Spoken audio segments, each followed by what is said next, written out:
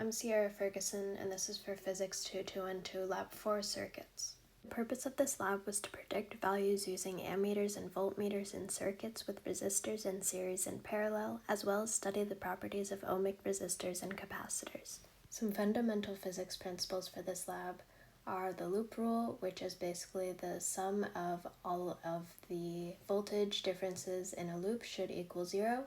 We need to know Ohm's law. We need to be familiar with energy, current, and charge conservation, and equivalent resistance in a series, basically the sum of resistors in a series, as well as linearization.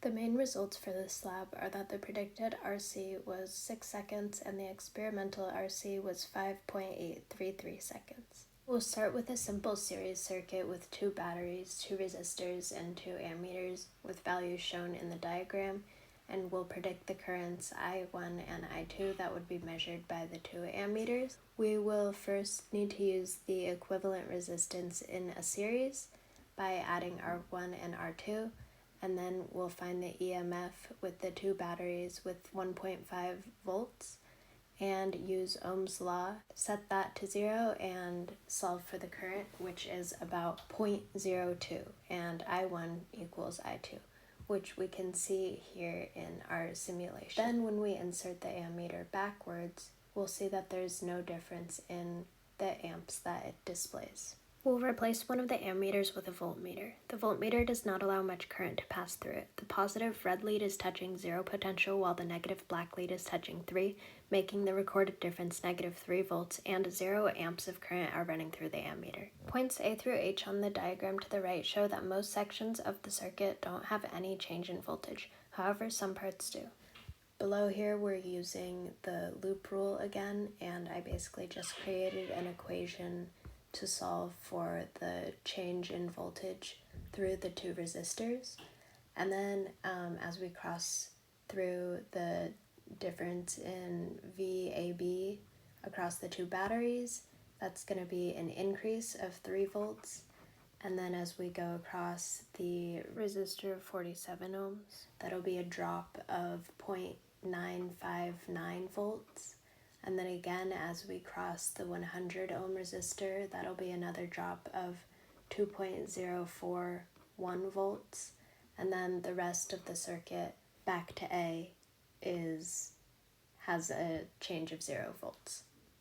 The sum of the individual potential differences for a round trip around the circuit should be 0, which was confirmed by the measured differences, as you can see in the 2 images to the left. And in the top right is an approximate graph of the potential relative to the negative end of the battery versus position around the circuit. The ammeter reading doesn't change even though attaching the voltmeter alters the circuit because the voltmeter has a very high resistance, so not much current passes through it. When the voltmeter across the 100 ohm resistor is replaced with an ammeter in parallel with it, the current will go through the low resistance ammeter rather than the 100 ohm resistor, making the total resistance of the circuit only 47 ohms. I used the loop rule and Ohm's law to solve for the current, which was 0.064 amps, which was congruent with what the model displayed. We'll use Ohm's law again to solve for the resistance of each circuit element, which ends up just being voltage over current.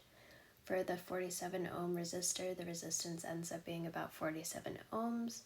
For the 100 ohm resistor, the resistance ends up being about 100 ohms. For the wire, the resistance ends up being 0 ohms, and for the ammeter, the resistance is also 0 ohms. A 9-volt battery, 10 ohm bulb, and 0.2 farad capacitor took 15.32 seconds to charge, and then removing the battery, it took 15.46 seconds to discharge. You can see the difference of the direction of the red arrows there. And then the same setup, but a 20 ohm bulb took 27.8 seconds to charge and 28.08 seconds to discharge. Lastly, we'll use a 9-volt battery, 0.2 farad capacitor, and 30 ohm bulb in a series, and the voltage will be checked as the capacitor discharges 9 volts from the removed battery. Some equations for the linearization are included below, which is why I graphed the natural log of the voltage over initial voltage versus time. The predicted RC, resistance times capacitor, was 6 seconds, and experimental RC, -1, over the slope of that line of best fit, was 5.833 seconds.